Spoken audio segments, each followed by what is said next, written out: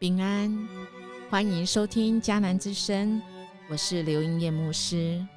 7月12号，经历主恩，扭转人生。哥林多前书15章1到19节。但是由于上帝的恩典，我才成了今天的我。他所赐给我的恩典没有落空，相反地，我比其他所有的使徒更加辛劳地工作。其实不是我自己在工作，而是上帝的恩典与我一同工作。哥林多前书15章第10节，保罗用这样来信仰告白他自己。他是多么有福气，因为他所信靠的这位主扭转了他的生命。这位耶稣复活是真的，是可以相信的。因为保罗他面对这一群迷惘的信徒，哥林多的教会，保罗用了2个方法来验证。第一个方式是人证，就是耶稣复活后曾经跟很多人来见面，保罗特别提到某一些人，包括基法、保罗自己，还有12个使徒，500多个弟兄跟众使徒。保罗提到基法和他自己是代表大小使徒，因为保罗曾说自己是众使徒中最小的。在500多人的弟兄中，有人还活着，有人已经过世。他提到的雅各和众使徒就是代表有相信跟没有相信的。保罗提到这些人是为了要证明基督的复活不单是对一小撮的人是正确的，而是对所有人来讲都是正确的。另外，保罗他也用逻辑推论的方式来证明耶稣的复活。在这一段的经文里面，其实我们就可以看到保罗他用了几个若，我们好不好数一数呢？在第2、13、14、15、16、17、19，他都用了若。如果基督没有复活，我们所传信的都是枉然；如果没有复活，我们的信仰便荡然无存；如果基督没有复活，我们的见证是妄作的。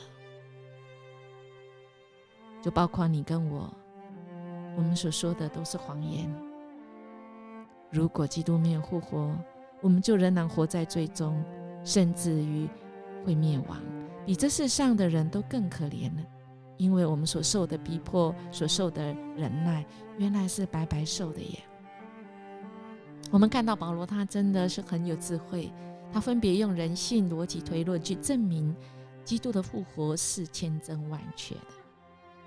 但基督复活是这个时候哥林多的教会，甚至现在的你跟我们都相信，因为耶稣基督他是神啊，他是复活，那是他这个很正确的事情啊。但是我是人，跟我有什么关系？保罗今天就是要告诉你跟我，透过那时候哥林多的教会说，是的，只要你相信，你可以跟这一位复活的耶稣基督一起复活的，只要你相信。亲爱的弟兄姐妹，我们的信仰是不是跟哥林多的教会这些信徒是一样的，只是停留在基督复活？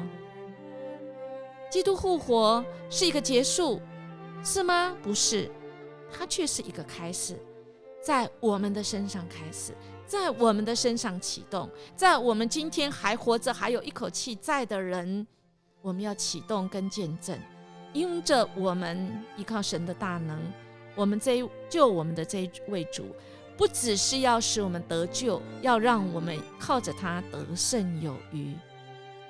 亲爱的弟兄姐妹，今天我们要面对的是什么生活跟什么世界？我的生命是如何呢？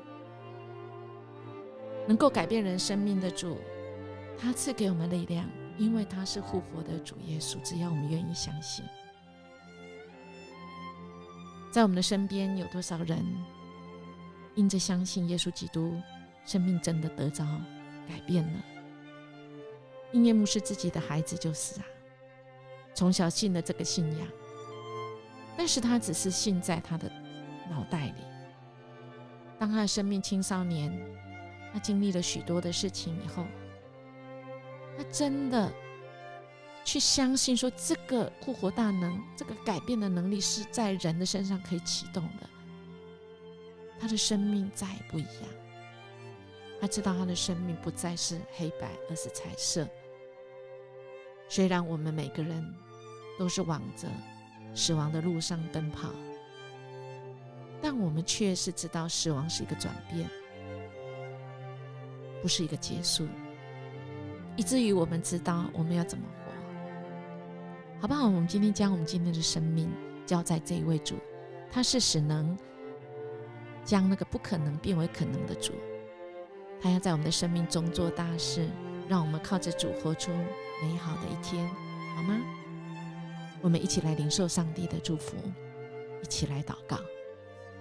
改变人生命的主，谢谢你的恩典临到我们的身上，拣选我们这极卑微的罪人，让我们有机会认识你，可以信靠你。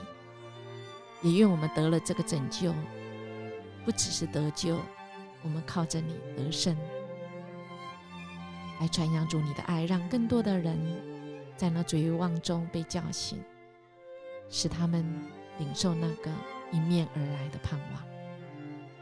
我们这样祈求祷告，奉主耶稣基督的名求，阿们。愿我们今天的生命被主来改变，我们可以有美好的一天。如果你喜欢我们的节目，请你订阅，也给我们5星级的鼓励跟好评。我们明天见。